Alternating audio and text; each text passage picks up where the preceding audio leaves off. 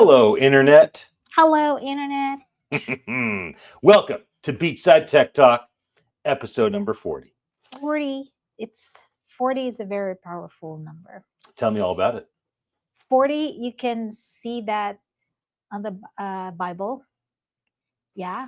40 days in the desert. Exactly. Jesus fasted for 40 days. Yes, and you did. I did a 40-day water fast this year. 40. It's a time, they say it's a number of testing. So, yeah, we've been tested. We've gone through it. Here we are, day number 40. We have a very exciting day for you. I pulled a bunch of rad things to be able to share with everyone today. Today's topic is art and entertainment.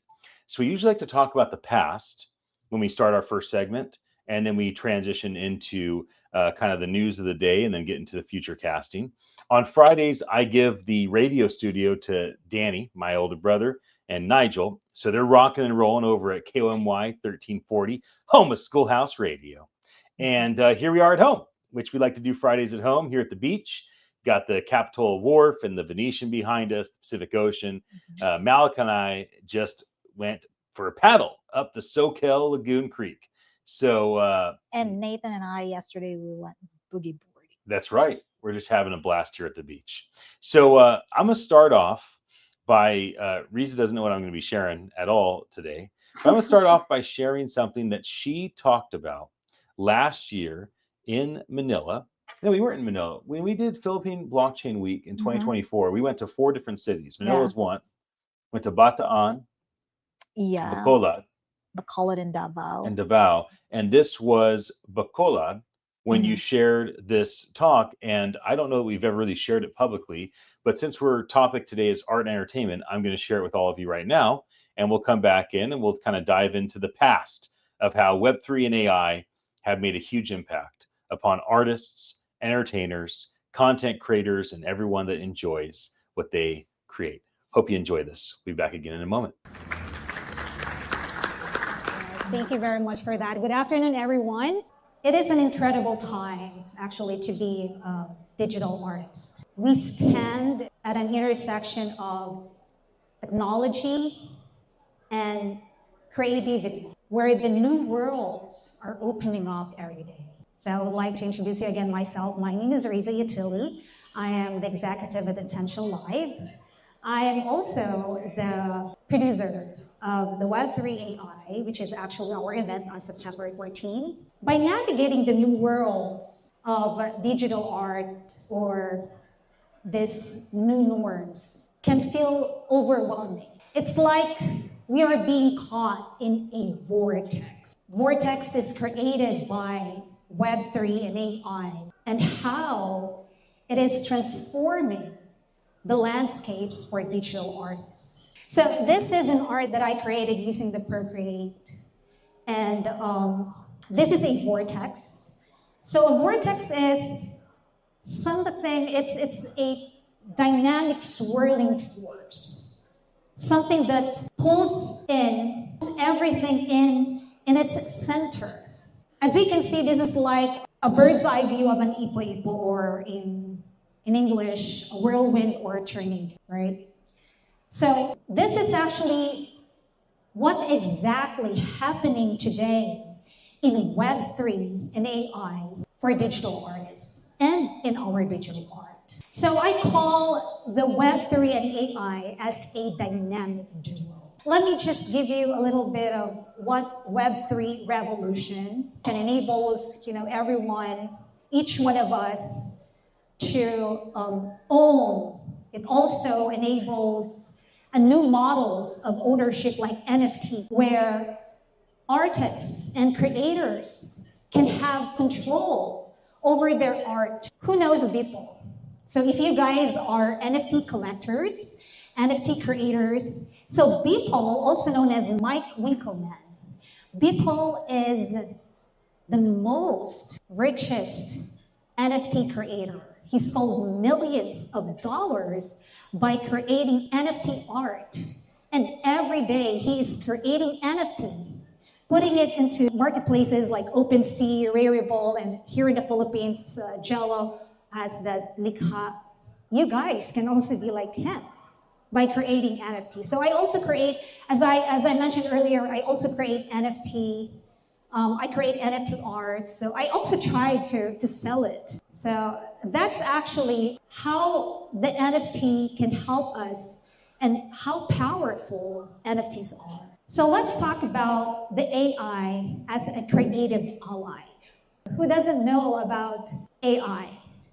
ChatGPT, of course. Every one of us know what ChatGPT is, right? So ChatGPT became the most helpful tool for all of us. I admit, the AI, when I was working as an online business English teacher, most of my students actually are hiring me to create articles. But because of AI, they don't need me anymore. All right? But it's also very helpful for digital artists. Why? Because there are many AI tools that are very creative. It helps to enhance our digital art. So if you go to OpenAI and ChatGPT, there is an image generating tool. So all you have to do is to go there and type in your prompt, create an image about this, about that, and boom, they will create an image for you. So here is an example of an art of my 7-year-old son. So here in the left side is what my son created, and he called this as a corrupted oval. He used the Procreate, and what I did is that my husband told me, why not bring this in Midjourney? So who knows Midjourney? So what we did is that we put this drawing, his drawing, in OpenAI ChatGPT, and I typed in create a prompt for Midjourney. And then I brought this together with the prompt in Midjourney, and this is what Midjourney created.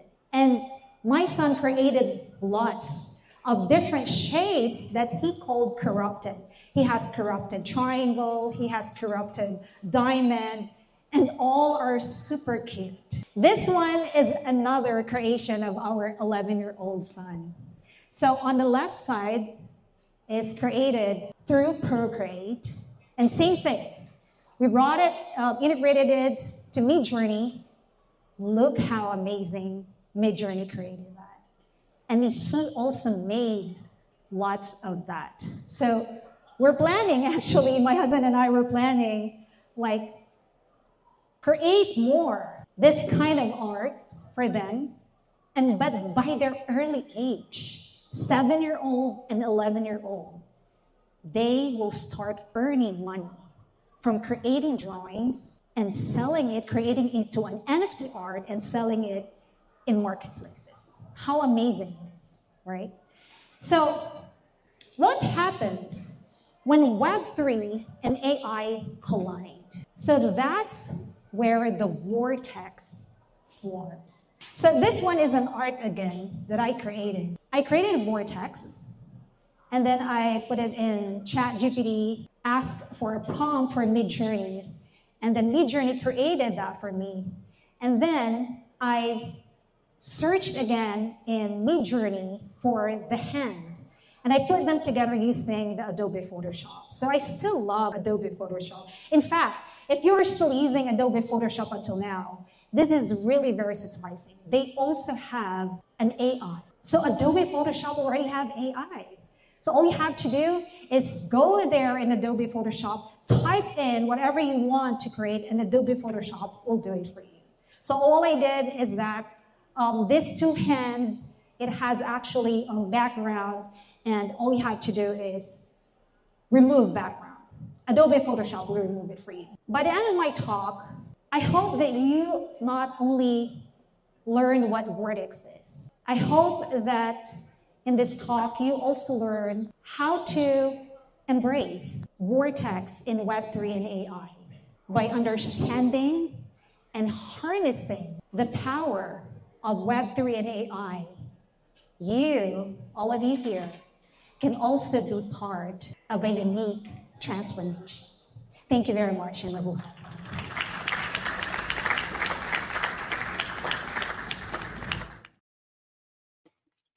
Well, I hope you enjoyed that. I always enjoy when you speak. What's that like Thank you. for you to watch yourself talk? I can't believe myself. The first time you spoke was at NFT NYC. Yeah, that was You my spoke first about ever. NFTs in education. The role of NFTs in education. Yeah. And then this talk was kind of talking about digital artists in general. You mentioned the stuff with our sons. Yeah. And then, of course, you did the keynote at the end of day one at NFT NYC this year on the main stage. And that was really all about family and how Yes. family can use AI and Web3 to create art together. Mm-hmm. Do you want to maybe share a little bit about your thoughts around how moms that are artists like yourself, or maybe they're not artists, maybe they have artistic kids like we have Nathan and Kenny, and even Malachi in his own right is artistic. So maybe you could just share a little summary of your thoughts, because we're talking about the past and this has already happened. You already had these talks. So do you want me to talk about the I want you to say talk whatever you want. that I I just wanna listen shared to you. on NFT NYC? Yeah, I think you should. All right. So in NFT at NFT NYC, I shared how the family collaboration, how family can actually collaborate, can create bond. All right. Using, of course, the technology. If you can see your children just playing or doing their art, why not join with them and inspire? What you're doing. For those parents who are not into art, and you can see your child or children who are into art, you can do it with them. You can create art with them using Procreate, and there are also different apps that you can download using their iPad. And yeah, I can also see some other, it's not just creating art, it's how technology can actually bond.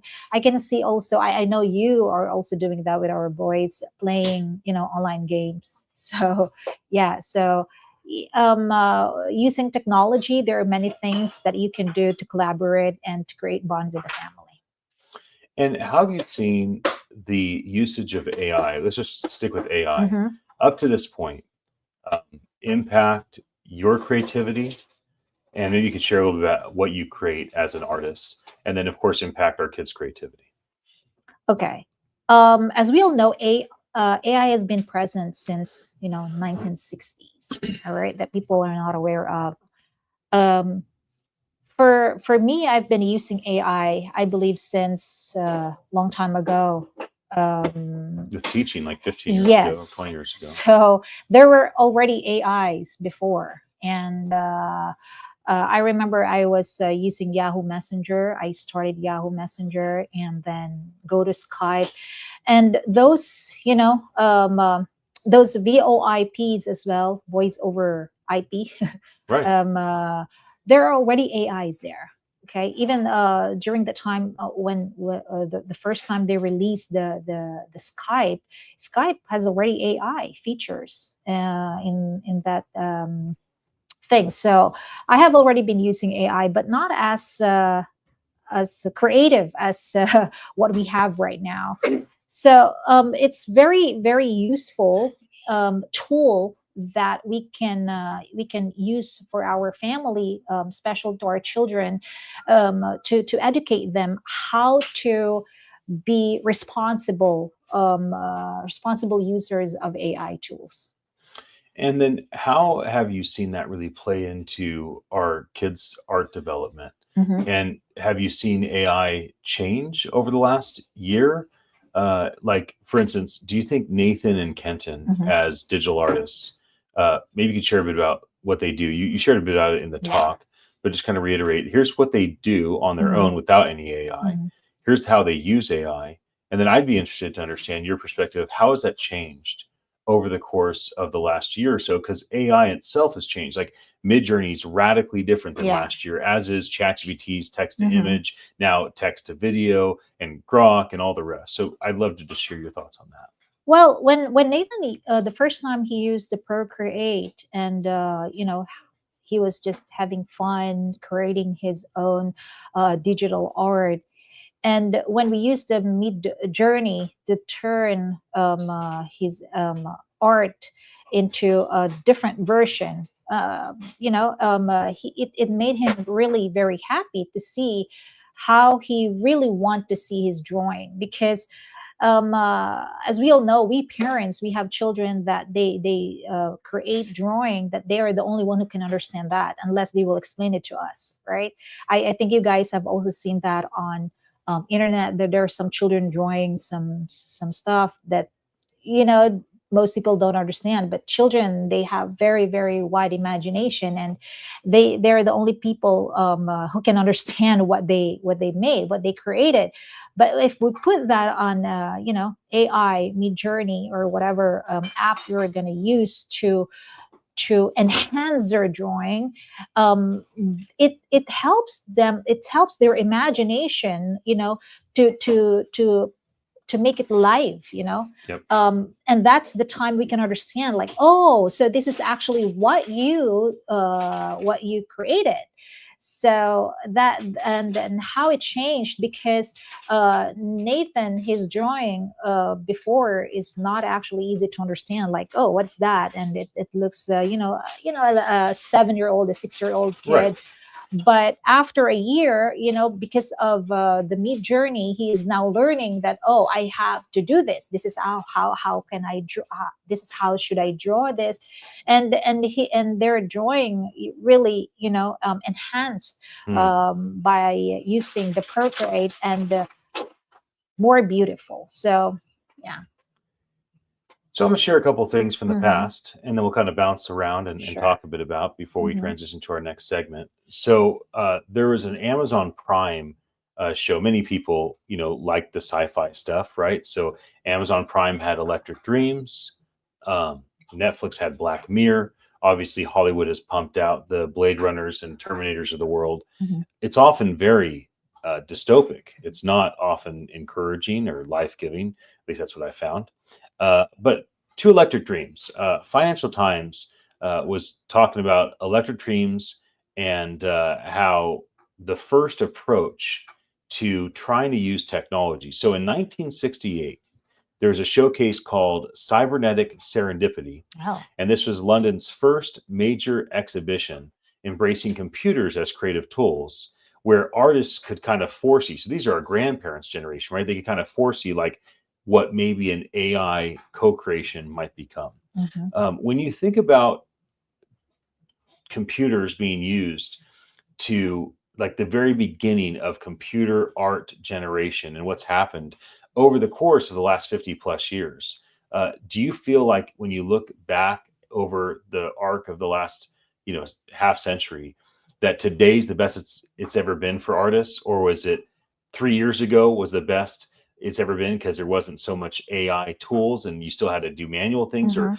Or you missed the days when it was like you painted a painting and like that's a big deal. You like we have your artwork all over our house. And so is in your opinion, is there a Mhm. time that you wish you could go back to?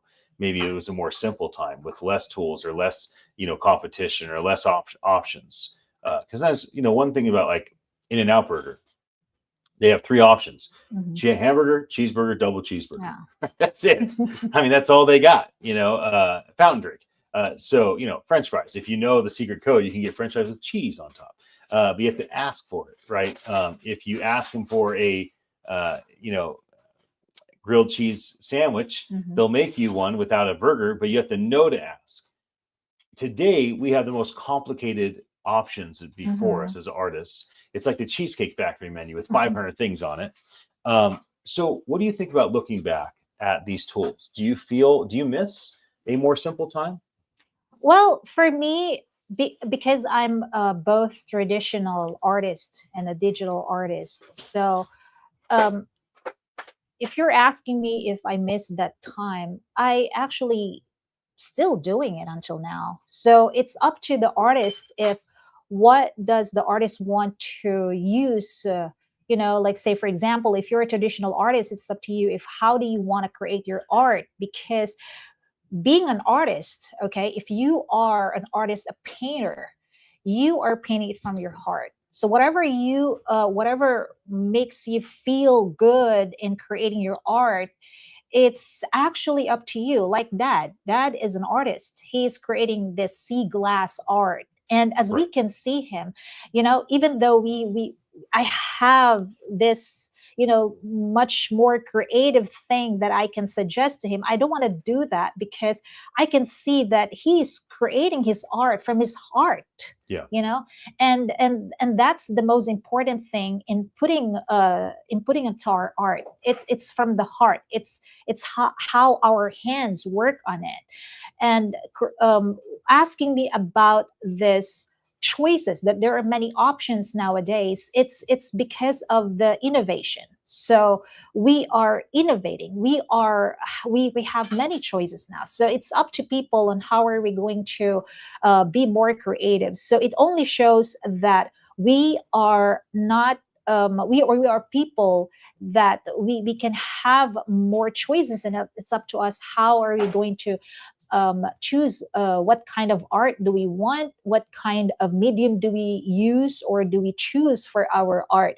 So for me, in my art, I still do the traditional one, the classic one. So I still use my acrylic, and acrylic is actually my most favorite medium, although I sometimes use the oil, and then I use modeling paste to create a 3D textured art. So I'm still in that kind of thing. And the only changes that that I'm doing now that I was not doing before is that I'm using AI to give me idea, all right, of how can I enhance more. Let's say I will ask chat GPT that I want to create, I want to paint this kind of thing and that kind of thing, and can you please give me an idea, how can I make it look more beautiful. So AI is giving me ideas. Unlike before, I only based my paintings from my surroundings or from my imagination, sometimes from my dreams. So that's how I actually create my paintings before. So with the use of AI now, especially the chat GPT, it helps me to be more creative and enhance my art. And with the digital art as well, it's fun. It's fun because I can create my digital art everywhere I am. I'm in the car or wherever I am, as long as I have my iPad and I have my Procreate with me. So yeah. When I look back at some of the accomplishments that people have had, like just even in the last 10 years, one that stands out to me is, I don't know if we ever talked about this, but Sarah, she created Bitcoin. Wow. I've never heard that before. So basically she was experimenting, merging blockchain, putting her photography on the blockchain with tangible physical photos. So she would take photos and then she would basically make an NFT, one of one digital asset against it. And this is a long time ago, 2015. Here in Santa Cruz, bitchin' is a great word. It means it's rad, it's awesome, we love it, it's bitchin'. Some people call female dogs a bitch, and then hip hop artists, they have a whole nother meaning for bitch. But she created Bitcoin, and it was very innovative, being 10 years ago. Another one about 10 years ago is one of the first digital art collectibles was done by Quantum in 2014. So this was a very, very early NFT minted on Namecoin. It linked work of art to tradable on-chain markers, and it was kind of the birth of Web3 ownership, right? Web 1 is the internet back in the day, AOL, Netscape, Microsoft computers, where that's you cool. Internet Explorer, where you Netscape. went and you looked at glass brochures. That's Web 1. Web 2 was Gmail, Facebook, YouTube. You went and you could post things on the internet. You could interact with things. You could share. You could comment. You could like. That's Web 2. Web 3 is you can own the internet. So you can find out more about the Quantum project in 2014 and Bitcoin on Wikipedia. So that's kind of where I just was taking a look at, like, trying to find some cool stories early on.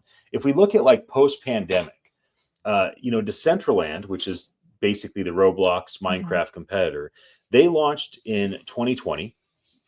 It's a browser-based metaverse where people can own digital land.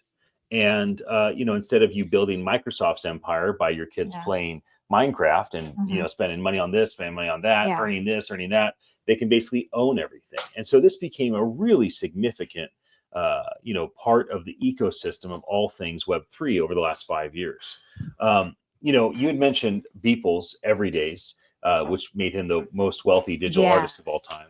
So he did sell his Everyday collection for $69 million. Wow.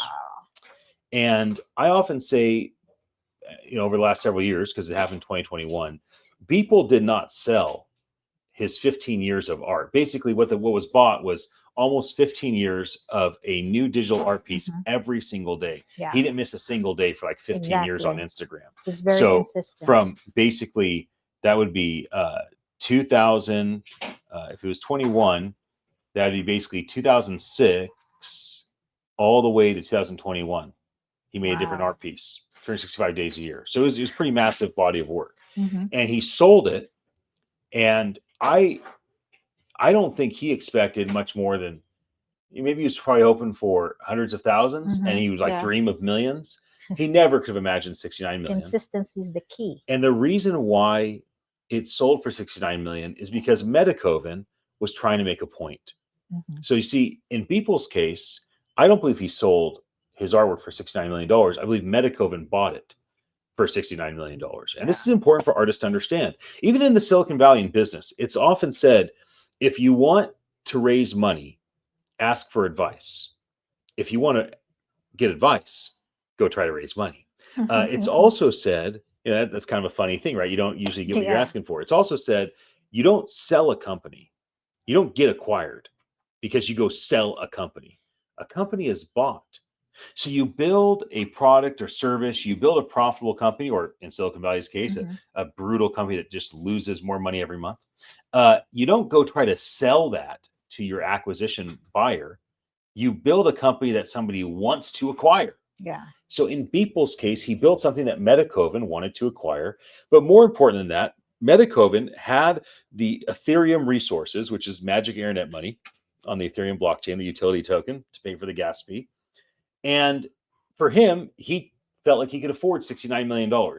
So he made the bid $69 million to get the world's attention that digital art was a real thing and it was worth paying attention to.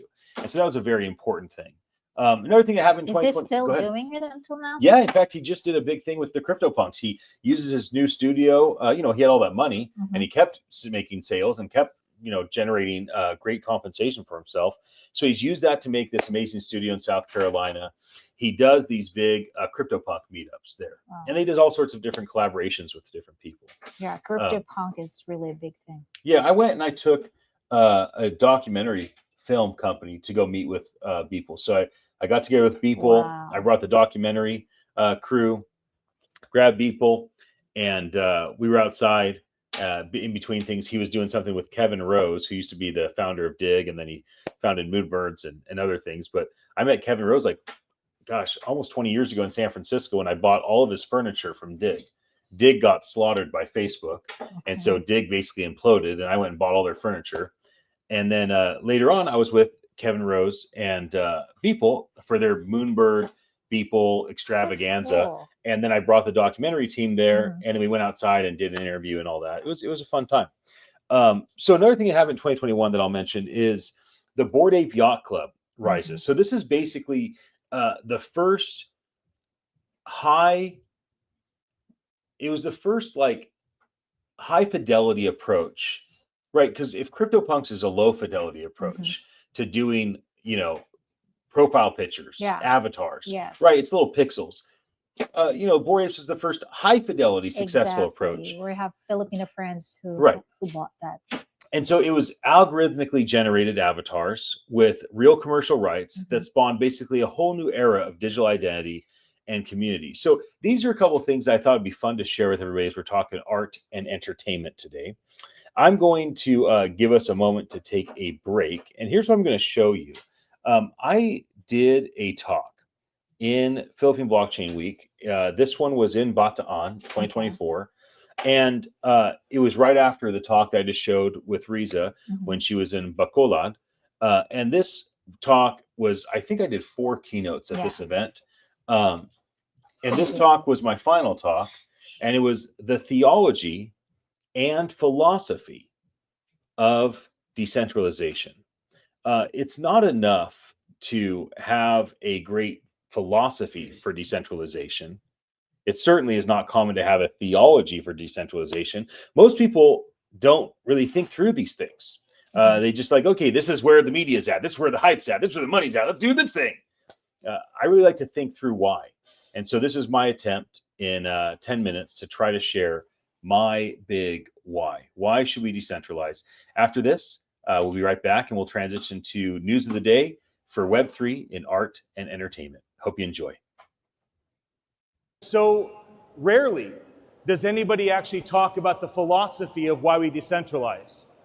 Usually it's about how you make money, or it's about how you build a community, or it's about how you stay relevant.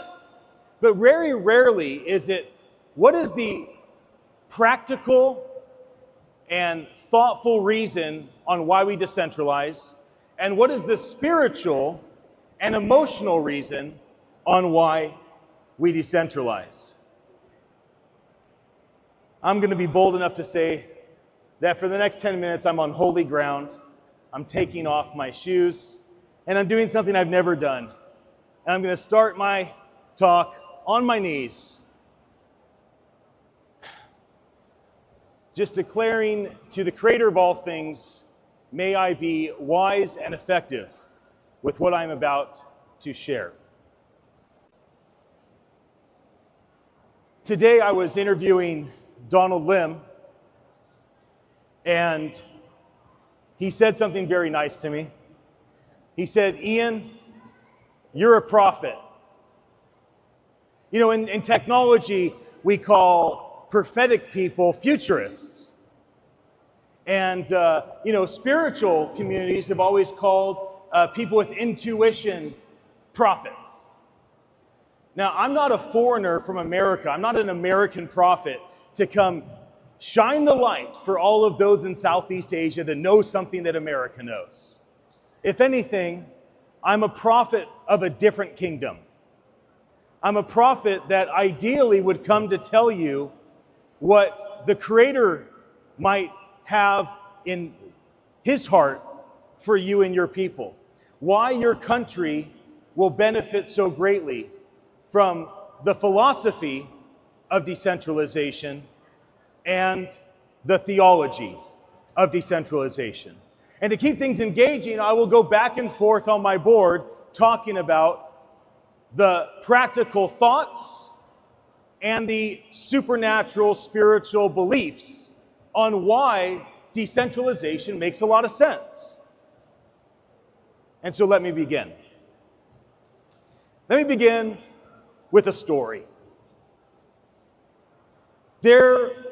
All of you know about comic books, right? You know the story of Superman? His planet's about to erupt. His parents put him in a capsule. They send him off, and then he lands on Earth. And then he becomes the superhero, right? Well, that story was based off of someone. I wasn't there. I don't know if it's a real story, but it's said in the sacred scriptures about a man named Moses. And Moses, all the baby boys are being killed. And so Moses' parents put him in a little boat and put him in the river, and the Pharaoh's daughter found Moses and made Moses his own son.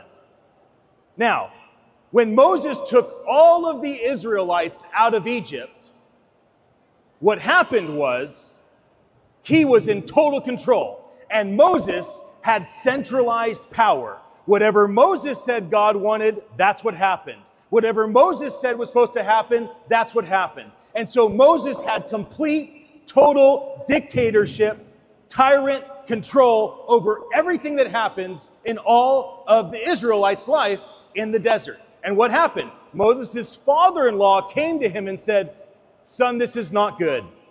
It is not good for you alone to have all this power and control. You should pick 10, and those 10 should pick 10. And each of those 100 should pick 10.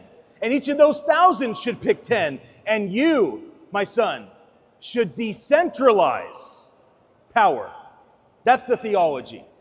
You see, the theology is, it is not good for an individual person or business to have all that power. And it seems as though, starting with Moses, who in many ways is the father of both the Christian, Catholic, and Jewish faiths, as well as has a lot of impact on the Islamic faiths, that person with all that centralized power, that the theology was, it is not good. How about practically? Was it good for Moses to have all that power? Was that a wise thing for one man to be in control of all those people out in the desert? I would say practically, that's not a good thing.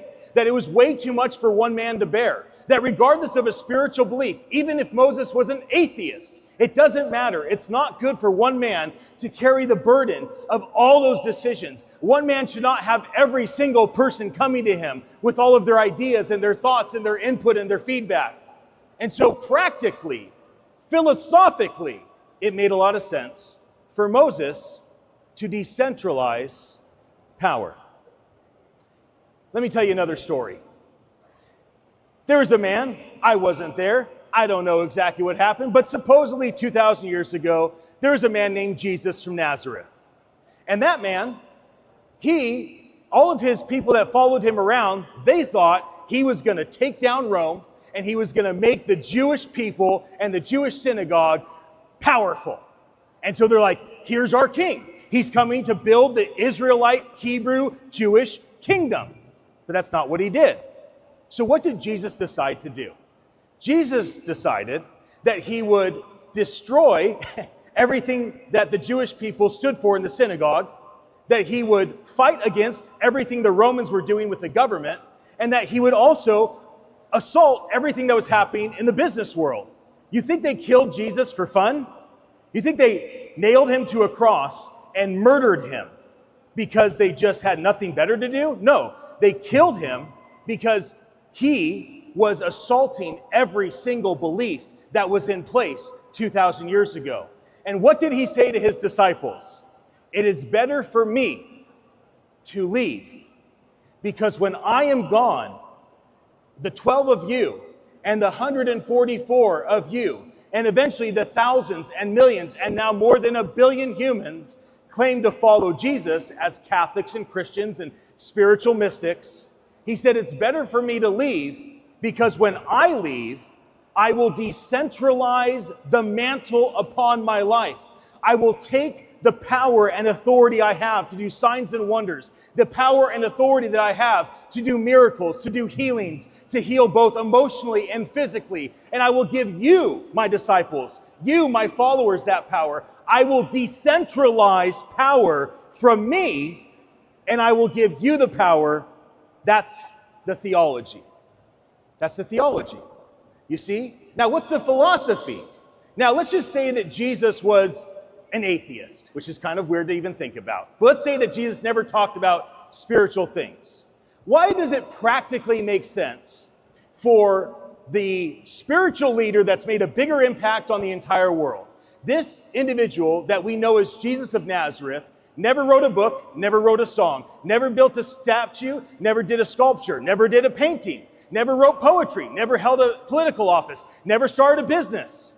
He was literally a homeless man that had a bunch of people following him around, and he had all that power. Power to raise the dead, power to multiply food. He had all that power. Now, why does it philosophically make sense for that man with all of that power to give the power away to others? You can ask Google or ChatGPT anything you want to know. Moses had nothing. He'd go up in a mountain, wait for this mysterious God to speak to him. Jesus was a homeless man, constantly hungry, constantly thirsty. No internet, no access to the knowledge of the world. You have so much before you.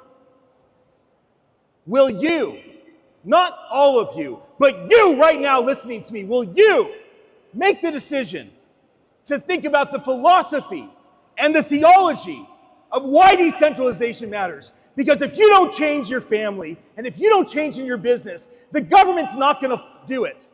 It starts with your home. It starts with your corporation. It starts with your university. And if you will not make the change, do not expect the government to do it. The government will follow the people. Be part of the change. That is your opportunity. And I might raise my voice, but I'm not mad at you. I just want to make sure you hear me loud and clear. I believe in you. I believe this country is destined for greatness. I believe in 1,000 years, people will talk about this time in this country, about what your generation is about to do. Will you be part of it or not? Because you're welcome to. And I thank you for your attention.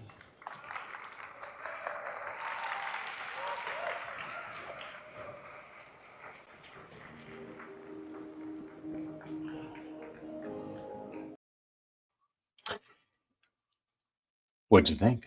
You were there with me. Yeah, that's the best talk ever. It made me cry. Hmm. Yeah, and that's why right after right after that talk, I gave you a very, very tight hug.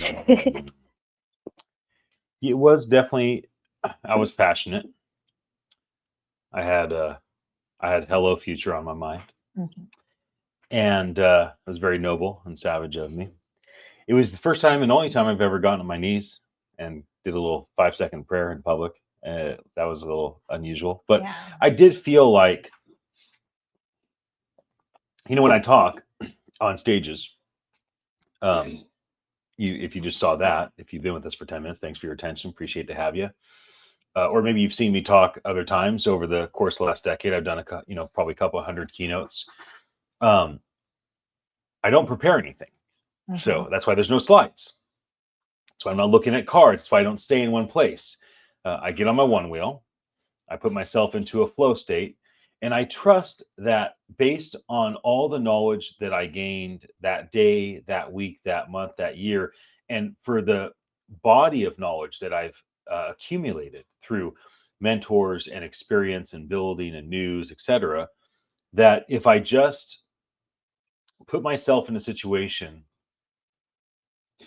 that I'll know what to say in the moment. Mm-hmm. But I do think about what to say. So I remember that day, and I had the 2 days is the end of the second day. I'd already done a couple keynotes. I did one on the state of Web3. I did one on the state of AI.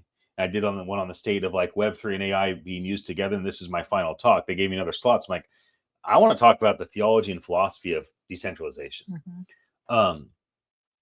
But yeah, that was a pretty passionate moment. I do appreciate that talk. I think I pinned that talk to the top of my X account, which kind of shows the way that I think of it and see it. And we had a very busy booth that time as well. No doubt. Gosh, I mean, we've always had a really, really amazing engagement in Manila area. But one reason why I wanted to show that talk is I do think that a lot of people misunderstand art. Mm-hmm. I think a lot of people, they say, well, only physical art is art. Well, only AI art is art if it's co-created with a human. Mm-hmm. How do we know it's not, how do we know it's real? It needs to be on the blockchain. And there's all these rules. And art is oftentimes it's music, it's painting, but I think podcasting is art. I think live streaming is art. I think we are creating art right now. I think when I sit down with Malachi and Dan, Nigel, and Ted, we are actively co-creating a massive piece of art spontaneously together. And when I speak on stages and roll around on my one wheel, I think of that as my best art, right? That's my best art. What I created in that moment is my art. It's my little 10-minute live spontaneous piece of art. And for all the teachers out there, you are an artist. You are artistically finding ways of connecting with one or all of your students to make a significant impact in and through their life. I think of you as an artist. For all the podcasters and spoken word poets and writers, all of us are artistic. If you believe that we have a creator, and obviously in my talk about theology and my willingness to get on my knees and say this is holy ground and say a little 5-second, prayer of acknowledging my desire to communicate well, and so I would consider myself like a mystic, Jesus loving citizen of his kingdom, but I don't really understand a lot of things, and Do you nor do know I who's really the want to. greatest artist? Tell me. Our God creator. We are the art. And so that's what I was trying to get to. If you believe in a creator, and if you then follow through that belief with we're made by a creator to be creative, that means most of what we do should resonate in the sense of creativity. And the reason why Mondays we start with community and philanthropy is because you have to have that as a foundation of society. And then Tuesdays we talk about education and apprenticeship, because you have to educate a community that must be in place. And then we have business and finance, because there's no business or finance to be run if people are not educated and part of a community. Yeah. And then Thursdays we do news and media, because when you have community and education and business, who's going to tell the world about all these things? Who's going to who's going to like go through that process? And then finally on Fridays we do art and that's entertainment. an art what you did. I feel very artistic. I feel very artistic. So I wanted to jump into some Web3 news. But before I do, I also want to acknowledge that as I'm talking about my art, I just showed you like a 10-minute piece of my art. I did a 40-day water fast in the spring, 40 days, only water. It's something I had wanted to do my whole life, at least since I was 18 years old. I'd done like 5 days, 7 days, 10 days, 12 days, and I finally did a 40. And I did like these little videos. Sometimes the videos were long, like day 40 was like an hour long. Had a lot to say. And some of them were short. And so this was on day 18. I just basically looked at the camera for 45 seconds and did a quick blessing. And again, I see this as an example of art. Like I'd love for content creators, when they see what I'm about to show for 45 seconds, then to say to themselves, well, that's what I do on TikTok. That's what I do on Instagram. And to not see themselves as a content creator, a social media influencer, a KOL, a key opinion leader, where they just are creating content so they can get brand endorsement deals and get views and make. I'd like everyone to think of themselves as a creative artist. And this was my expression of my soul through a 45-second little blessing. And so I'm going to share this and then we'll dive into the news. Here I am in California. The Pacific Ocean is behind me. I feel blessed. And so since I feel so blessed in life, in business, and family, let me in turn bless you. I just declare that today is going to be an important day for you. I declare that your mind will be open, that you'll be able to understand the things that you're taught, that you will have vision for what could be, that you will have these downloads in your mind of new strategies, that the operating system of your brain will be shifted and be upgraded. These are the things that I declare over you. I declare peace and prosperity to your individual life, to your family, and to all that you touch. So again, I want to share that because to me, I'm trying to expand our audience's mind around what is art.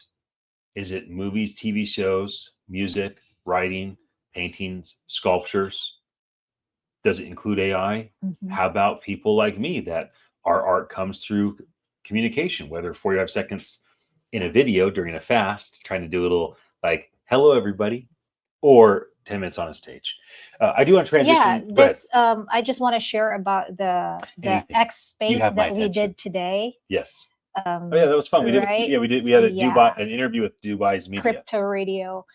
Anyway, so what you shared there is because they asked how to be a very good communicator like you. So you shared a lot of things about that. And I can say that being a great communicator is also an art. It's true. I agree with you. Okay, you can transition now. Okay, let me give some Web3 news updates. And before we transition to our AI news updates. So I want to highlight kind of the surge in the NFT market. Now, everyone is overall somewhat discouraged by kind of, the NFTs were so exciting and it was so huge what was going on. And like now it's, it fell off a cliff is how people can kind of, think through these types of things. But bravenewcoin.com recently published, this was just yesterday. Wow. So this is fresh. The NFT market has jumped to a total value of 9.3 billion this week. So there was a massive 40% increase from July's 6.6 billion. And a lot of that surge comes from Ethereum's price going up, because Ethereum is the primary protocol by which NFTs have been made for the most part. So the floor price of these different NFTs have skyrocketed due to Ethereum's increase, but that hasn't changed people's listings. A CryptoPunk recently just sold for $2 million, an ape CryptoPunk. You can't buy a CryptoPunk for less than $200,000 today unless you can talk somebody into that doing that with you privately. And just that one collection alone, just the 10,000 CryptoPunks are worth approximately $2.4 billion. What a wild thing that just 10,000 little pixel images became a $2.4 billion empire. The Bored Ape Yacht Club, which we mentioned earlier, they have secured a total valuation of $602 million. Pudgy Penguins, which maybe you've seen the Pudgy Penguins little stuffies at Walmart, they have a total valuation of $591 million. And so, you have to imagine, like, people can say all they want. NFTs are dead. That was a scam. That was just a gambling mechanism. That's this. Okay. I know for sure. I am 100% confident that NFTs are inevitable. It's an inevitable technology that will absolutely get a hold, and it will become the replacement for every membership program, every receipt. People will bundle in utility. There's a reason why we've spent all this time building our product at Attention Live. And so it's always encouraging to me to see stories like this, because this is our world. We created an NFT platform for the people, the content creators, and especially their audience, because we found a way to actually compensate people for their attention. It won't be too long that if you watch our Beachside Tech Talk live, we will have a mechanism by which you'll be compensated for your attention. If you watch it afterwards, archived, you'll have less value provided to you. There's value because your attention is valuable to us, right? Like if there's 20 people watching, that is more significant than 2 people. And if there's 20,000 people watching, that's more significant than 20. And if there's 20,000 people watching, all of a sudden everybody wants to give us brand endorsement deals and sponsorship and advertising. We can bring revenue in from advertisers. And now we can share that with the audience. So we've built a automated mechanism by which we can help these things happen. Let me share another story. So I already talked about NFTs, so let me stay on that for a moment. OpenSea, my friends Alex and Devin founded OpenSea. It was the first major NFT platform. Then, of course, you have the Koch Foster twins that launched Nifty Gateway. And then, of course, you have Rarible, Mintable, Blur, Magic Eden, and all the rest that launched eventually. And with Attention Live, our company, we actually post our digital assets that we create for our creators and the organizations that back creators. We post them on every major platform. But I have a very soft place in my heart for OpenSea. Alex and Devin from OpenSea and myself, we all helped Jody Rich and Cameron Bale launch NFT NYC in 2019. We've done 8 events together. It was really great to have OpenSea back in force this year. So here's the big update for OpenSea. They now support 19 different blockchains, cross-chain buying, lower fees, improved search, and gamified voyages, boosting user activity. They had to do something because they were facing a tremendous amount of competition.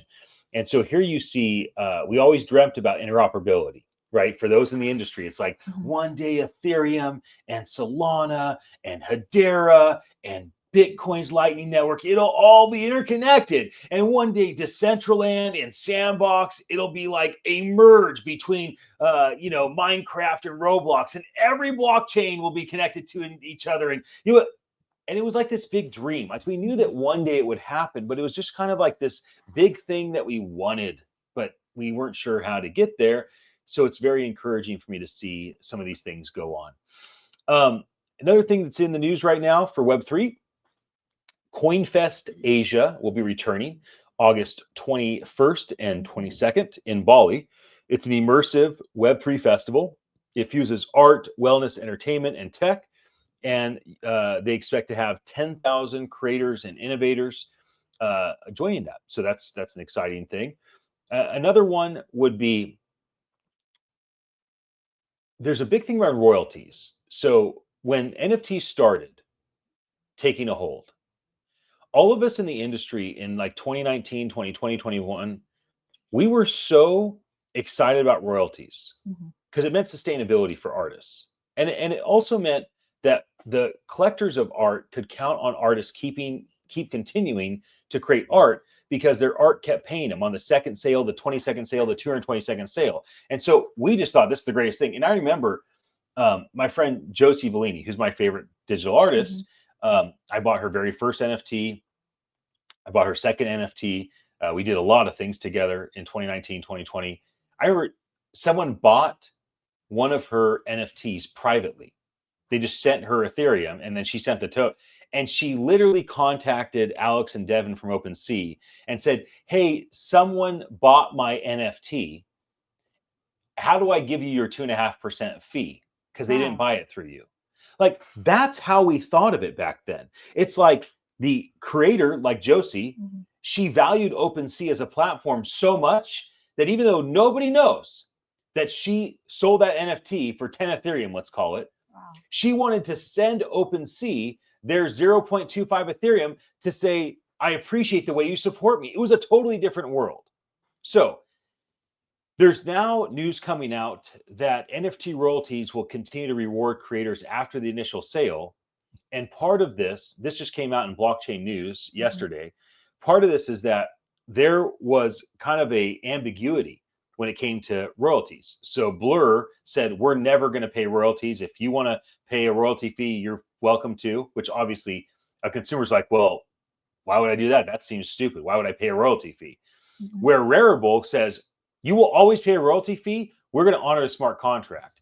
Now, at this point, regulation and compliance was not set up in a way to where it was forced. However, as we've faced a headwind in this industry where it felt like every regulation compliance was against Web3. And now in America, with the new administration and David Sachs being in as the crypto AI czar and the team he's built out, now we have a tailwind, right? Now we have a tail, like me and Malachi just went for a paddleboard up the lagoon and here in Soquel Creek. When we paddle up away from the ocean, we have a tailwind. It takes us like 15 minutes to get back there. But when we paddle toward the ocean, we have a headwind. It takes us 25 minutes. And that's what it's been like. And what happened because of a lack of regulation and compliance is that a lot of different people that were counting on royalties. How about you? What do you think about royalties? Do you think if it's in the smart contract, that? Out of integrity, if it's in the smart contract, it should be honored no matter what. Okay. Platforms like Blur should never dictate. Yeah. Like as though because they have an audience, they get to decide royalties don't get paid.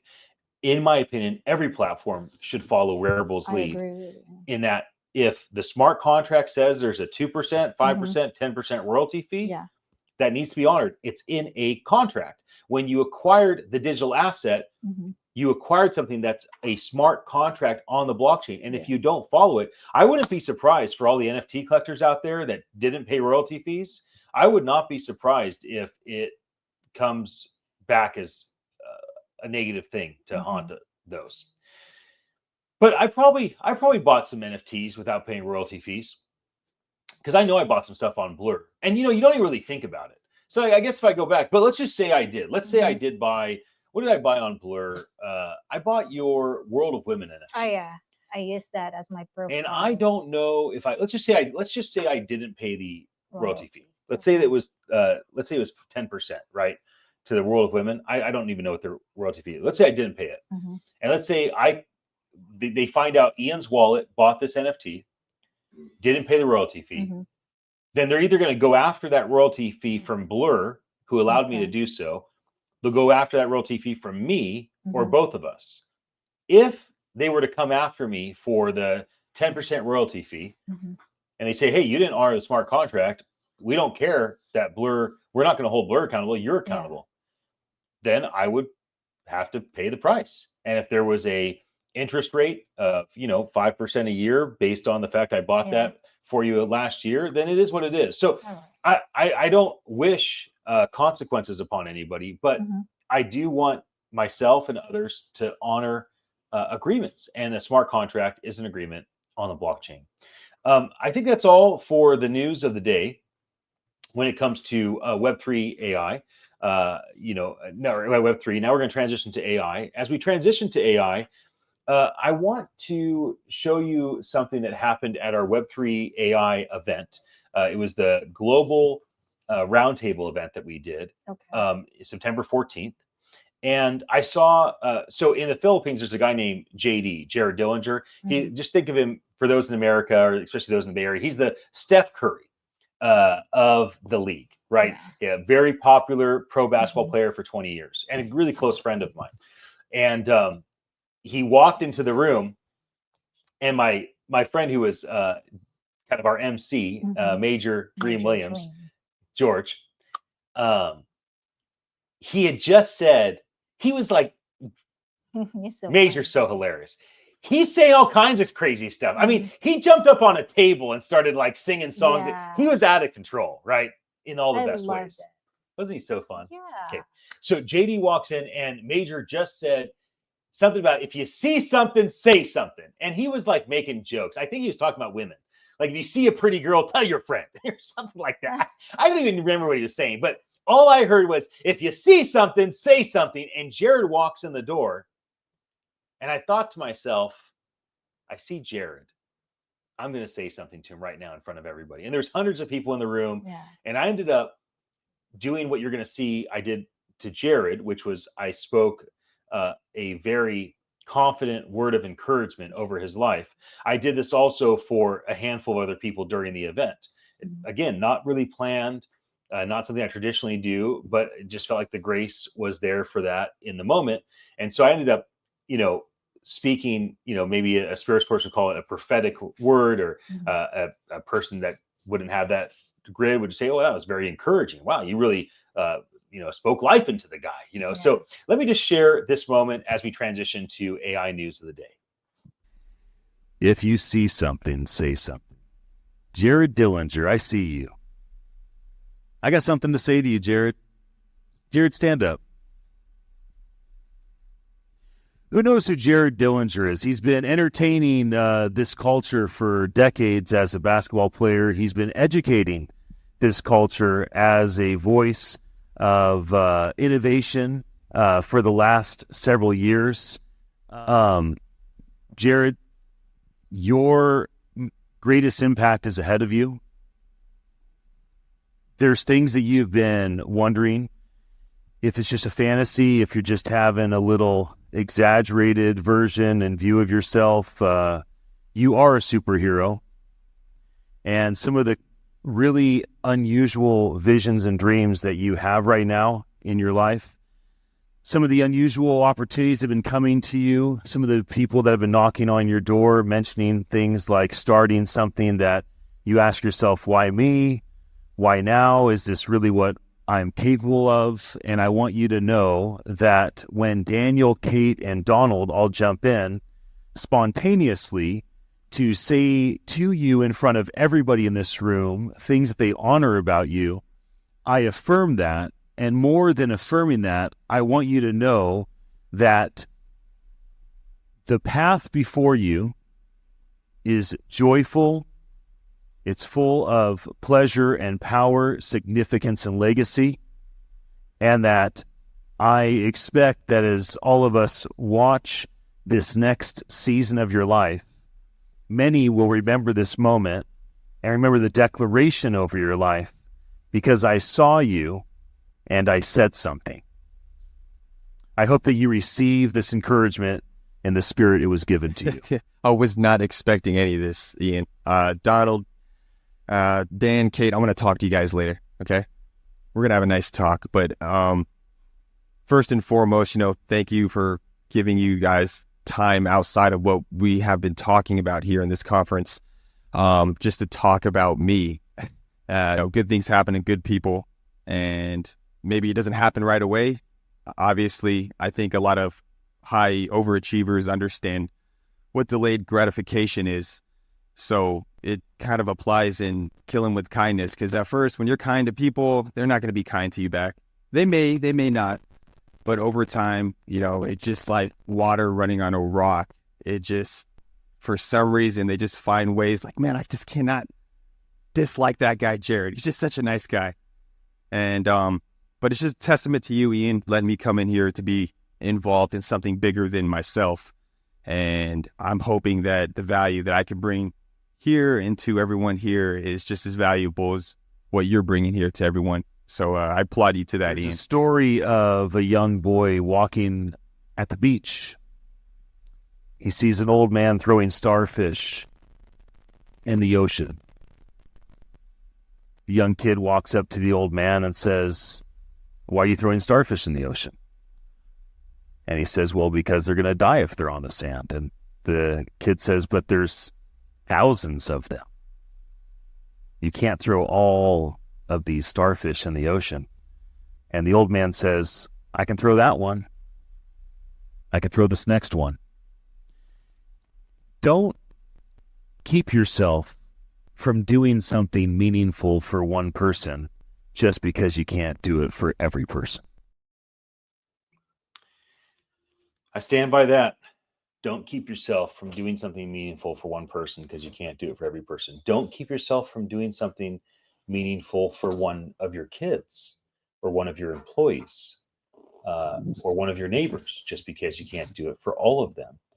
When we have something pull on us, like I hear Major say, if you see something, say something. And I see Jared walk in, that moment actually lasted like 15, 20 minutes. I only shared 4 minutes of it because after I said what I said, which, I think anybody would like to hear anybody say what I said. I mean, you should be there on the other side of the camera saying, "Me too, bro." I want everything Ian just said to that dude I don't know. For me, yeah, why not? You too.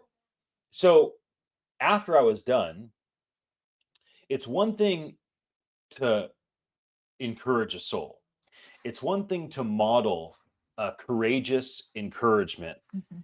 It's another thing to invite others to participate. So when I was done, I had asked Donald Lim and Kate Hancock and Daniel Robbins and some other mutual friends of JD and mine to also speak into his life. None of them had anticipated that. That's not something that they do. Yeah. Like, that's not a thing that we do together, but it was a spontaneous moment and it was a meaningful moment. And again, I didn't ask Donald and Kate and Daniel to give words of encouragement to the other hundreds of people, but that didn't matter. It didn't matter that our whole entire event put all that focused on one human for 10 or 15 minutes, because that was the example for everyone else, right? When you see something like that happen, the worst thing you can do is say, "Well, why not me? Why didn't Ian see me? Why didn't he say something to me? Why didn't he get Donald and Kate and Daniel to say something to me? Like, I'm the one that needs it."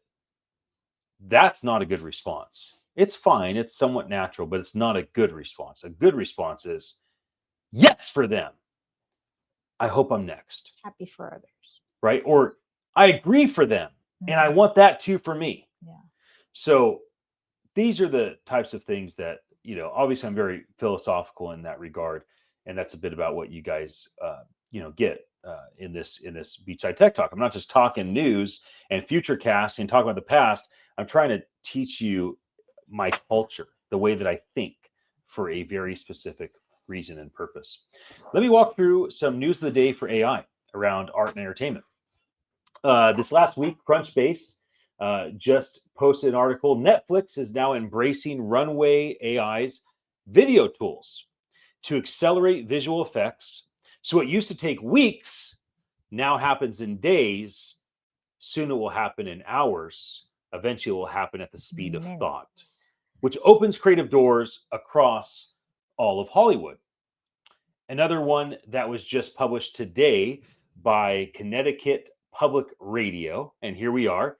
We're not at the radio station today, but Beachside Tech Talks is tied to 1340 AM KOMY, the home of Schoolhouse Radio, which is why it's so wonderful to have our 16-year-old son Malachi with us, as well as our 12 and 8-year-old sons, Kenny and Nathan, because it's Schoolhouse Radio.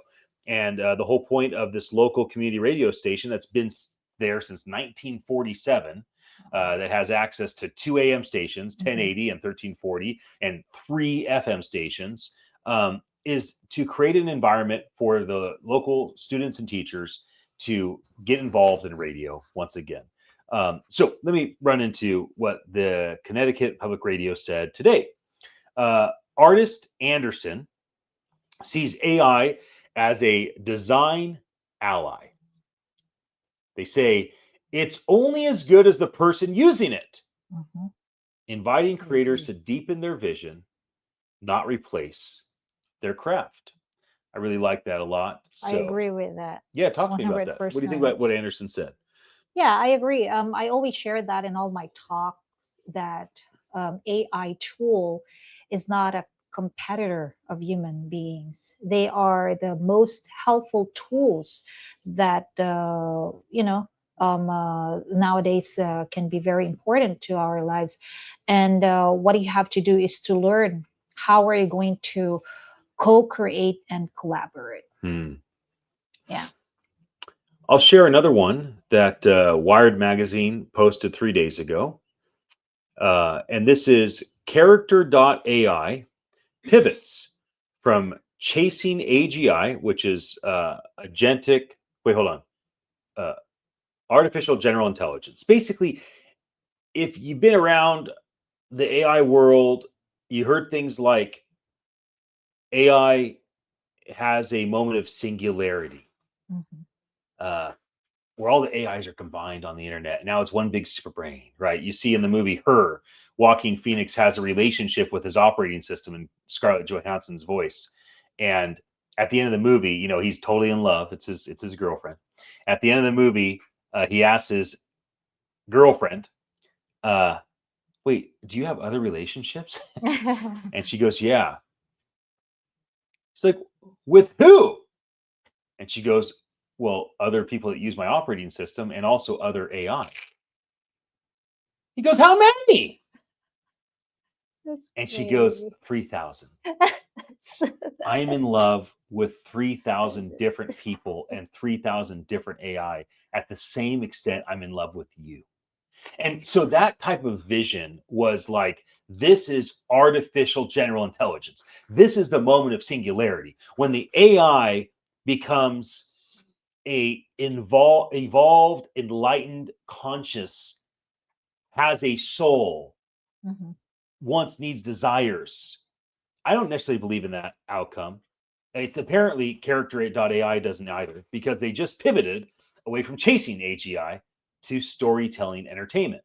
So 20 million users play with AI roleplay, weaving narratives, not code, and it's leaning it's leaning tools toward fun, not existential risk. So this is basically their premise. We want to create tools that are fun, not causing risk. We don't want the risk of AGI singularity. We don't want humans to fall in love with a AI and that AI falls in love with 3,000 humans. We want to create things that bring joy and gladness and winsome and creativity. I remember one app that we worked with. She's the I don't know how to call her, but she's the manager managing that kind of app. It's a Japan-based app that they are promoting across the globe, and specifically in the Philippines, which is called Susaverse. Do you remember that? Susaverse? Oh yeah, I remember Susaverse. Yes, it's a Web3 metaverse style platform where you are, you are talking to an AI on a daily basis, like you are having a video call interaction. Like in the morning, you can say hi, and you can see the AI cooking, eating eating its meal with you while you're talking with them. It's actually for people who are sad and alone and single. Yeah. So it helps people not to to fight the depression, so that they Right. will not be depressed. If they need someone to talk with, that if they want to share their secrets, that no chismis, they can actually use that kind of app or platform, which is really very safe. Everything that you want to say, you want to share, that you don't want to share to real human beings, then that type of platform is very useful for people. Yep. A couple other things I want to mention. Mhm. There was an AI model that was on the cover of Vogue just a couple weeks ago. So it's redefining what is beauty. Is AI beauty? Do humans want their magazine Vogue to have AI models on them? So that's a big question right now. Universal Pictures is fighting back. So in the movie How to Train Your Dragon, Universal Pictures has warnings now in the end credits, and they're going to start adding these warnings in the end credits of all their films to deter AI misuse. So basically, if you've ever been to a theater and it's like, piracy is theft, it's a $5,000 fine and a felony if you take your cell phone and record our film in here and then post it on the internet. Okay, well, in the same way they've done that for the last 10, 20 years, because obviously if you've ever been to a flea market and they're selling the movies and it's like, I remember my brother bought Star Wars 1 back in like 98, 2000. And it was somebody that brought in the camcorder and recorded it. And my brother literally sit in his room and the camera's shaky and it's blurry, but he doesn't care. He's watching Star Wars, walking, right? There are people walking there. So in the same way that the film studios like Universal tried to stop that 10 and 20 years ago, we now have the same studios trying to stop AI. So what I envision is that basically they're saying in their film credits, AI, you are not allowed to use our content to do model training. You cannot absorb our content as part of your data. And if you do, we will do everything to fight against you. Can they stop that? Well, they'll be able to eventually. So right now, it's like the groundwork of what is to come. Okay, here's another one that's kind of fun. This was posted about a week or so ago at the Las Vegas Sphere, which is the big, huge dome where U2 did the first concert, and it's a big screen on the inside and outside, and all these art things are done on the outside. They've reimagined the Wizard of Oz. They've used generative AI to reframe visuals and characters, and they're now blending the nostalgia from the past with the spectacle of the present for immersive cinematic Web 2.0 experience like never before. And you can find out more about that at theweek.com is where I found that update. I'm trying to see if there's any other, I always have lots and lots of stuff prepared to be able to share. I'm trying to see if there's anything else that I really want to share. Let me see. It's something local that pops on the old radar. Okay, here we go. ChatGPT study just happened at UCSC here in Santa Cruz, the home of the greatest mascot of all time. You remember what the mascot is? Yeah. What? The how do you call If that? you've seen Pulp Fiction, Yeah. you've seen John Travolta, one of the times of his life where he was a little heavier than he is today. The homeboy's looking great in the 70s. Dang. But he was a little soft. And I understand what that's like. I feel you, Travolta. He was about my age back then. It was 30 years ago. Pulp Fiction came out, which is crazy, 20 something years ago. And he walked around because homie, Samuel Jackson accidentally blew the head off the dude in the back of the car. So they got blood all over their suits. So he grabs a t-shirt. It's the UCSC t-shirt. And on the front of the t-shirt is the mascot for our local university, the big yellow banana slug. Slugs, yeah.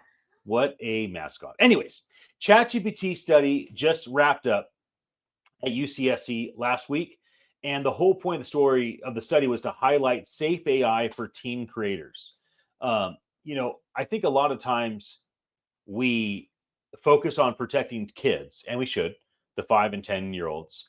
But I do think it's easy in our modern culture to let loose. It's like, well, my 14, 15, 16-year-old, they're doing this, they're experimenting here. It's like, whatever, they're going to make whatever decisions they want. But still, as a society, we should be doing things to protect them, especially around things around AI. So it's very important to me. I really found that to be an important and encouraging thing. One other thing that came up with UCSC, researchers are using AI to cut the carbon footprint on different art tools. Mhm. So what they're doing, so this was about a month ago that this came out. What they're doing is they're saying AI has a certain carbon footprint. Okay. So every time you use Midjourney for text to become an image, or you use Sora for text to become a video, there's a certain amount of energy used. And that what they're doing is they're saying, how do we cut the amount of energy being used so that you can get more AI outputs for the same energy consumption so that the carbon footprint is not as intense? Yes. This leads me to share something with you that I spoke about. This would have been at Philippine Blockchain Week, and I believe this was 2023. Oh, you know what? This was 2 days after I met you. Oh, really? So I had met Riza at our Philippine Blockchain Week event, which is an event I've done 7 of these events with our friends there. And during our second event in 2023, I met Riza in the executive lounge, and we've been inseparable since the day we met. But the first thing that happened after we met that day was I went and I spoke this talk on the main stage. And before I did, I had a moment of intensity with the organizers. And I remember thinking to myself, oh man, I think I blew it with Riza. Like, she saw how gnarly and intense I can get. But it didn't seem to bother her. So, I found the right one. I'm so very thankful for who you are. And there we are at Philippine Blockchain Week. You got your head on my shoulder. At that point, I was still helping the team at Hedera. So Hedera asked me to come help them for a bit, held them for 7 months as their chief of staff. And I would travel around the world and speak. And the reason I'm transitioning to this is I want a moment before we talk about the future to just prepare myself. And this talk was all about how much energy is consumed with Bitcoin and Ethereum, and then the new approach for energy consumption, speed, and efficiency, which ties in to this UCSC study. I hope you enjoy what I shared. All right. The very first thing we're going to talk about is governance. So let me talk to you about the 3 models of governance that you probably are familiar with. There's dictatorships. Now, dictatorships have very low trust, but you can get a lot done. Only one person makes a decision. The dictator decides what happens. Okay, then there's democracy. Well, democracy sounds nice because you have trust. Many people make a decision, but it's really slow, right? It's hard to get everybody on the same page. So that's why you have this constant tension between dictatorships over here and democracy over here. And I've heard it said that democracy is the worst type of government. It's just the best thing we've come up with so far. And then people say, well, how about anarchism? Like, could we just do anarchism? Like, what if we just do whatever we want and that's it? There's no dictator telling us what to do. There's no democracy with all the people being in agreement. I do whatever I want, however I want. Nobody can stop me. So I'm here to present a different governance model that I see happening with the 6 million people that are part of a DAO. And what this governance model is I believe an enlightened way of operating as a community. This governance model is a council. It is trusted because the council have been vetted, they're committed, but it's also fast because a council is just a few people. It's not everybody coming to agreement. It's not just one dictator making all the decisions. It's a full council that makes these decisions. And so what I'm going to introduce to you is what I have found to be the most exciting governance model that I found basically in any environment It's the governance model I like as much or more than any DAO, decentralized autonomous organization I've seen, or any government. And this governance model has been adopted by Hedera. What you see on the screen are a bunch of logos that you probably recognize. Now, here's the problem with logos, right? When you see Boeing and Google and Shinhan Bank, when you see LG and IBM, the first thing that comes to your mind is people put logos on their screens all the time. That doesn't mean anything. Okay, so what? So you built a little like technology for them? Like, do they even know that you're on your slide, Ian? So this group of 29 companies are 29 of the largest companies in the world that we invited at Hedera to be our council. So rather than the founders make all the decisions for the Hedera network, rather than the developers make all the decisions, what we have asked these companies to do is we've invited them to sit on the council and to make decisions for the entire network. So this causes great trust, and it also allows there to be great speed. And then we pick a board from this council, and we fill up committees, chairs for committees, and we have different decision-making bodies that can all work at hyperspeed together in unity with a great level of trust. Now, what does Hedera and the Hedera network get from these council members? Well, we get really guarantees. They are the ones that run our nodes. They keep our distributed ledger technology network going. It's because of them that we have a sustainable network with a great environmental approach. Because of them, we are affordable. Because of them, we are fast. And because of them, our network knows they're not dependent on myself or any other executive at Hedera or even the network, because these organizations are the ones that are stepping up and making a commitment to run this network. And this is why this matters, because when you look at the major sponsors of this event, like Philippine Air, if you're out there, we should maybe talk about you joining our council. But Philippine Air, if they understood that Google and IBM and LG was behind this technology, this automation, all of a sudden they start saying, oh, so maybe there's something there for us to actually automate a lot of the processes that we are struggling with, that is boring and not automated and manual. In addition to that, how about the government here? How about the Philippine government kind of leaning in? And if not the entire country of the Philippines, how about the city of Manila? What happens if the 25 million people that live in the greater Manila metro area was able to count on automation technology like Hedera's built, because it becomes apparent that this council is trusted, committed, helping this whole thing to run, and they're fast because they have just a few. It's a council of few.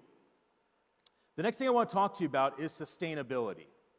Now, sometimes sustainability has become kind of a weird subject. You know how in politics, in the UK, it's the Labour Party and the Conservative Party.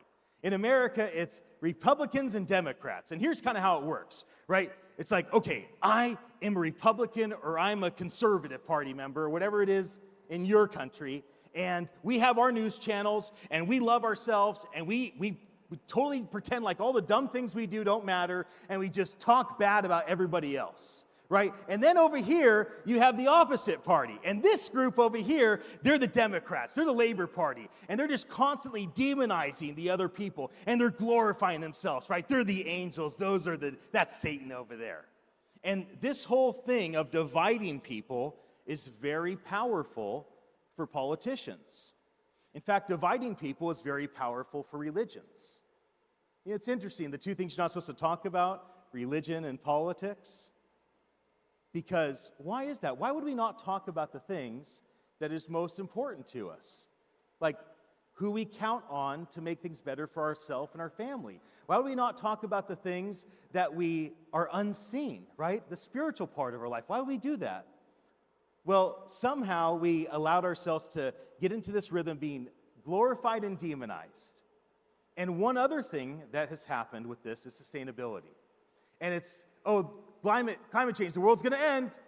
We have to protect the world at all costs. Oh, there is no climate issue. That's just, propaganda. And instead of just coming together and say, well, what good decisions can we make? It becomes about you're bad, we're good. And so let me present to you just some science. What you're looking at on this graph is all the different blockchains you might be familiar with, like Bitcoin, as well as, you have Ethereum on there. Unfortunately, many of these blockchains are not only slow and expensive, but they're really using a ton of energy to run. Even Visa uses 1,000 times the amount of energy that we use. And when I talk about what we've done as a governance model, Visa was really our inspiration. Visa was all these huge global financial institutions that came together and said, we need a council, just a few people to make a decision on how we can process payments, and that inspired us for our governance model. But when we looked at Visa's ecological model, we thought, well, that's not good. I mean, they're just using so much energy. Finally, I want to discuss with you innovation. And I'm almost done. So this is the moment to lean in. I started with governance. I went to sustainability so that you get an idea of what's important to us. So let me actually explain to you how this works. There is a problem that blockchain's trying to solve. And when you look at this, these are the challenges, right? Enormous amounts of energy. You see that in the major blockchains. Low processing speed, high unpredictable processing costs, security vulnerabilities, and centralization and transparency concerns. Oftentimes, you don't actually know what's going on. People say one thing from the stage, but their actions don't actually seem to match. This, what you're seeing here, is kind of how we see blockchain distributed ledger technology changing over time. So Bitcoin comes out. Yes, they can only do 3 transactions per second. And yes, they're quite expensive and slow, and they use a lot of energy. And so then a whole group came together and said, well, why don't we try a different approach? And they came out with Ethereum, which now we have all these layer 2 blockchains built on top of. Now, of course, this is a massive improvement to Bitcoin, but still there are some issues with the energy usage and the speed and the cost. And so what we've done at Hedera is we fixed the price. So when somebody does any transaction with us on the Hedera blockchain, not only do they have these huge companies behind it, not only is it ecologically friendly, but it's also the fastest and the most affordable of them all. Finally, before I close out, these are requirements for enterprise use cases. Now, if you want to learn more, I suggest you go to hedera.com, hedera.com. I'm not going to read this to you, but I want you to know that there's requirements that if you're thinking about using distributed ledger technology in your network, that these are the things that are going to matter to them. Well, I hope you enjoyed that talk. That was the moment reason I met, or within, a couple days of it. And, the reason I shared that is because we were just talking about energy consumption. Mhm. And one of the things, a lot of people that are in the finance world, they love Hedera because it's the cheapest blockchain. A lot of people that are in the supply chain and they want dependability, they love Hedera because it's the, Is blockchain Hedera built. still the cheapest until now? Oh yeah. Okay. It's a blockchain built for the people, by the people. It's a permission blockchain. It's the validators, the node, the network, the distributed ledgers are run by Google, IBM, Boeing, etc. A lot of people love that, the speed that comes with that. But if you're like the UCSC research study, and what you really care about is the carbon impact, then it's a wild difference between what Hedera's done and what some of the former Web3 approaches have been. So when we talk about the future, I envision a future where we have energy abundance. We don't deal with scarcity the way that we are today. And that ultimately what ends up happening is we have this element where these blockchains are run off sustainable energy, and that the carbon footprint doesn't become an issue. What are you looking forward to in Web3 AI in the future as things materialize over time?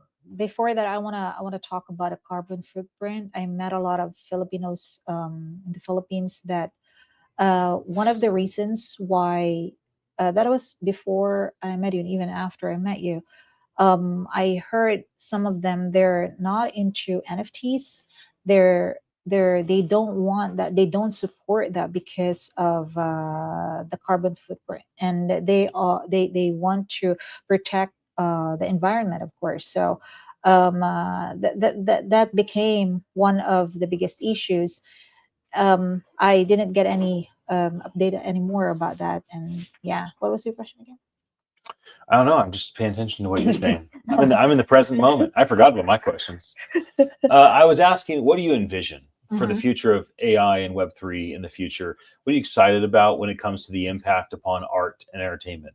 How do you want to see AI impact you and our children as an artist in 10 years? How do you want Web3 to impact you and our children, or any sort of automation, robots, etc., impact artists and entertainers over the course of the next decade and beyond?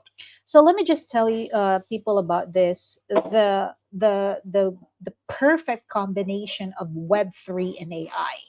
Okay, because AI, as you have shared earlier, and even in all your talks, that AI is a tool. All right, AI is a tool that we can use, and it will not replace people.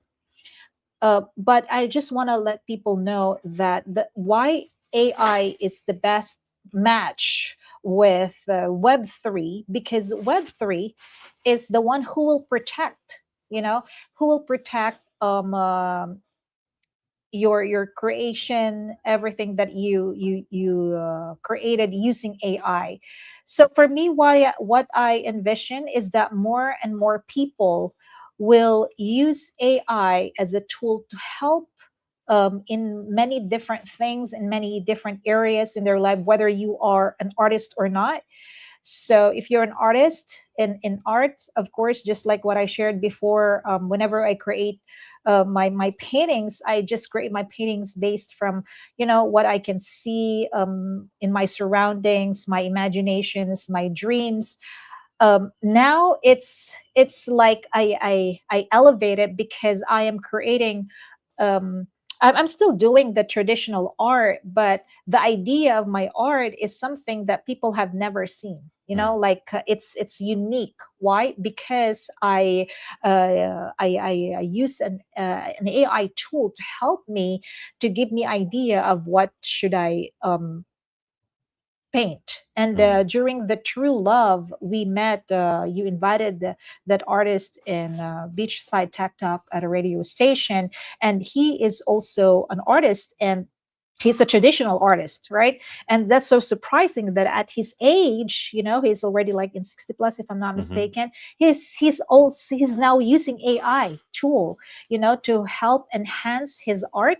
But still he's doing, of course, he's still doing this traditional art, and now his traditional art, he can turn it into a digital art, and he is now selling it for those who want digital copies of his art. Well, I think artists, there are a lot more people would be full-time artists if they can make a living. Yeah. Okay, so that's a reality. One of the things that I imagine is that the future, one of the easiest ways to make a living in the future will be creative work. So IDC estimated that almost $20 trillion will be created in the annual economic GDP by 2030. So in the next 5 years, $20 trillion. Will that happen? I don't know. Could it be 200 trillion? I don't know. Could it be 20, let's say 200 billion, and it's way fall short? Maybe. But the point is, my imagination takes me to, like, I imagine that robots, AI, Web3 automate most manual things. Cars drive themselves. Robots are making our meals, doing shopping for us, and paying our schedules. And so what are humans going to do with their time? I think we're going to spend time teaching, learning, creating, promoting, building communities. Yeah. Like, I think that's a lot of what humans I believe it's more on creating, and we are, because it's like this. It's just like long time ago. Do not think that let's pretend that there's no AI. We're still I can't think that way. No. Okay. in the Google era. All right. So here's the thing. If you are not creative enough, all right, you will not achieve what you want to achieve. So I have a friend before, and she used the Google, Google to search something, and she couldn't even find what she was searching. She couldn't find the perfect thing from that. And when she asked me, I also used the same Google, and she was like, how did you find that? I tried my best. And I said, what did you type in? So it depends on what prompt. So same thing with the AI. It depends on how creative we are. The more creative you are, the better result. If you're not creative enough, then I think it's time now for you to learn. You cannot let the AI to do it by itself, but there is always human behind it. And so I'm telling everyone that please do not be scared about AI. Make AI as your best friend. Make AI as your, companion, because AI is really very helpful. And instead of people who are scared, remember what there was a guy who said what AI means for other people who don't know what AI is actually. It's apathy and ignorance. So That's right. That was the politician Yeah. in the Philippines. He's like, I'll tell you what AI is. You should be afraid of AI. And everyone's kind of like, yeah, we are afraid of AI. It's apathy and ignorance. Kind of turned it around on him. Yes, and I agree with that politician that you really have to learn more about AI instead of being scared about it. Yeah. Well, there's a lot that I could share, on the future. Obviously, I love talking about the future, but I recognize I'm wearing my Noble Savage Yeah, tank I top love that. today because Malachi and I went for a paddle, and You I went to didn't the have. gym. Did you wear that at the gym? I did. Went to the Okay. gym. Then what did we do after the gym? Meeting. The meeting? No. We went. I got my beard trimmed. Yeah. That's why the mustache is not hanging down here right now. And Malachi got a haircut, so we had to go to the barber. And then we jumped on the paddleboard, and I didn't have time to take a shower and get changed. So here I am in my Noble Savage tank. And so what I'm going to share with you right now is a talk I did about a year ago. And this talk is called Noble Savage. And I kind of shared my general philosophy of the importance of balancing nobility, humility, gentleness, kindness, meekness, long-term vision, quietness, with savagery, confidence, intensity, aggressiveness, because it's not either or, it's managing and balancing both in depending on what we're facing. So again, this is a fun way to end our talk today because to me, me doing these talks is kind of my artistry. So this is like me sharing my artwork with all of you. And I hope also it's an encouragement to you to really think through what it looks like to try and embody being a noble savage in the age that we're in today. We won't see you again. I'm going to go right from this video to ending the stream in 10 minutes. And so if you stick around, thanks for taking a peek at what I had to share last year on this topic. And if not, thank you for joining us. We'll be back again on Monday in the studio for Beachside Tech Talk number 41. And that's right. We'll give you them hearts. You see, I believe that nobility is likely the most important characteristic of any human being, whether that human is an athlete or a business person, whether they're a host or a KOL, no matter what role you're in government, in nonprofit sector. See, nobility is the most important characteristic of anyone's life. Being a valiant person, being a kind person, being loving, being faithful, being long-suffering, having grace toward others, being forgiving, forgiving yourself. The noble characteristics are of the most important characteristics a human can ever have. And you cannot be too noble. You and I will never arrive at perfect nobility. We must pursue and chase down nobility as though we are a hunter going after something that will feed our family. There's nothing more important than nobility. However, if you're only nice, kind, loving, noble, gentle, humble, meek, if you're only thoughtful and put others first and selfless, if that's all that your life is, the likelihood of you actually getting things done and accomplishing great things and building a legacy and having your children's children talk about the great exploits of your life is very low. You see, it requires a certain level of savagery to be an extraordinary human. Now, what is savagery? Savagery is when you become an unstoppable force. It is when your ambition and your drive, your tenacity, your confidence, your commitment is unstoppable. Nobody, no organization, no government, no nonprofit, no business, no father, no mother, no son, no daughter, no amount of money will stop you from accomplishing the goal that you set out before you. That, my friends, is savagery. Obviously, if you are only savage and you are not noble, you will blow out your community, you will ruin your relationships, you will likely end up drug addicted, in jail, suicidal, divorced. That, in and of itself, leads to a very, very difficult life. Just like nobility, in and of itself, leads to a very, very soft and maybe an effective life. And the reason I took time to make up that dream, to tell you a funny story, to start our time by getting your attention, is to tell you I'm here to push you. You see, in my dream that I made up, I didn't stay in the pool and let the sharks eat me. I fought the shark. I grabbed the snake by the neck. I bit the sea lion. I made it through the pool.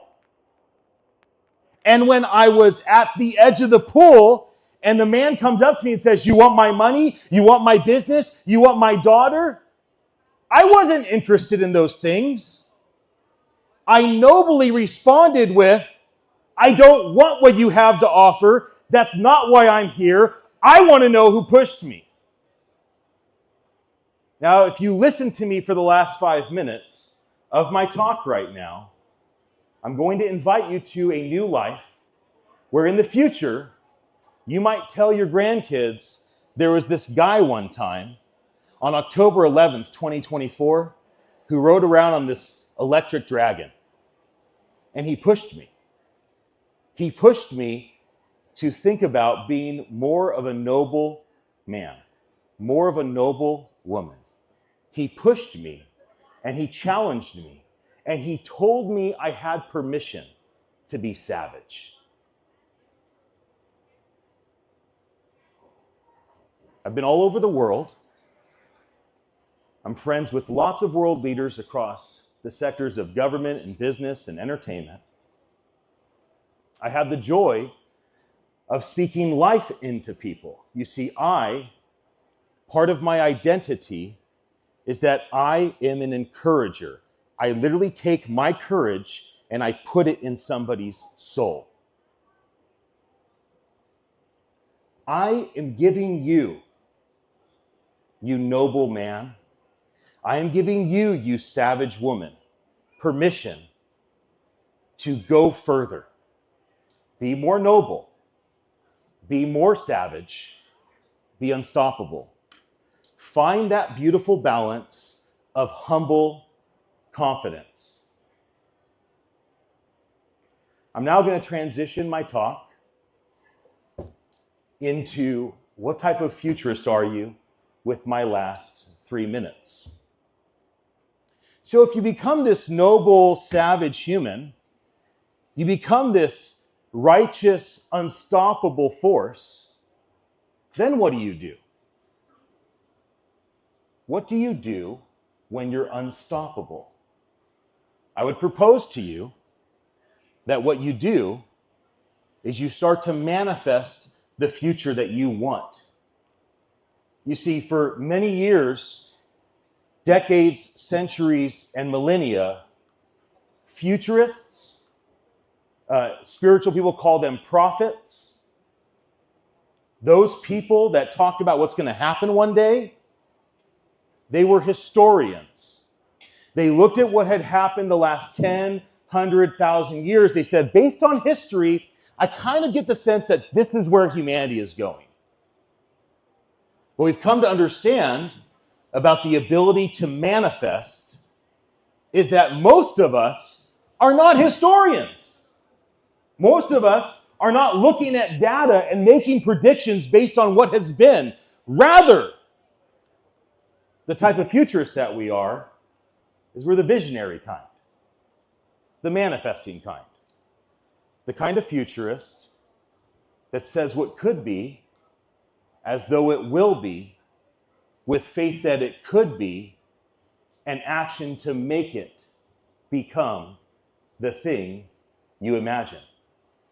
In the sacred scriptures, shared by the Christian, Catholic, Jewish, and Islamic faiths, talks about how this unseen, mystical creator of all things created.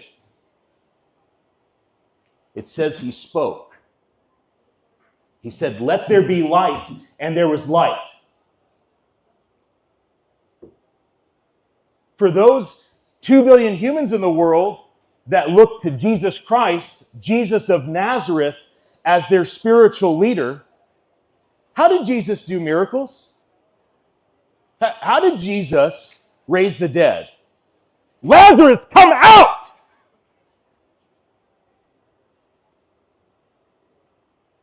So what did Jesus do?